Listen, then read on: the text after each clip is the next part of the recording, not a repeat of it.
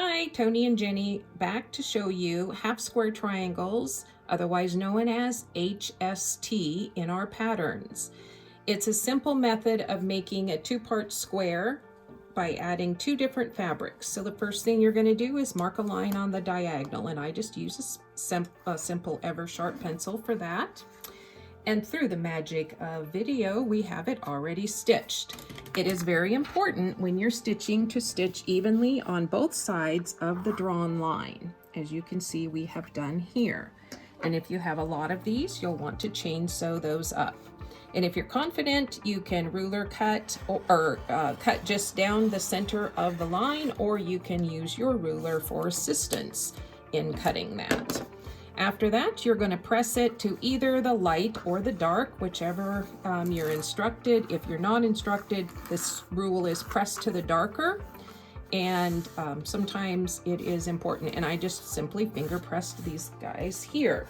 Then you're going to take your ruler for squaring up, and you're going to use, I use the 6.5 inch ruler for this because I'm squaring it up to 6.5 inches, and it's very handy to have the ruler in that perfect size. If you have a board that will swivel, it's easy to use. Otherwise, you're simply going to take your hand firmly on the ruler to hold it in place. And you want to be sure that the diagonal line is aligned right on your block. And then you just pick it up and swirl it or swivel it, and then realign right on there and right on there.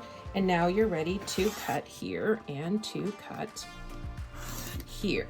So now you have a perfect HST, and it's got its nice little pointed corners there.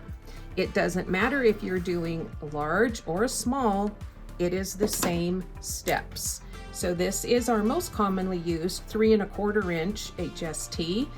Line down the middle, stitch on both sides of the line, and then you're going to press, in this case, we'll say to the dark, open it up, simply press it, and then you're ready to square it down.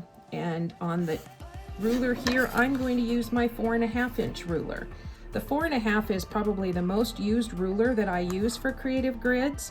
It is going to be used for lots of our blocks. So on this one here, if you take here, you can read that I have a perfect 2.5 inch section. You can see here that it's lined. I could cut it from here, but if I use my 1, 2, I have to guess my 2.5 inch line coming up. So here I just take my ruler and lay it on my block as so, making sure I have square up room here and on both ends. Take my cutter up and across, and oh, I might need a new blade. And then rotate and lay this back on. Now I'm going to lay here so that I have exactly the 2.5 inch coming across, so you can see that it's really easy to cut without making an error in what size you're trimming down.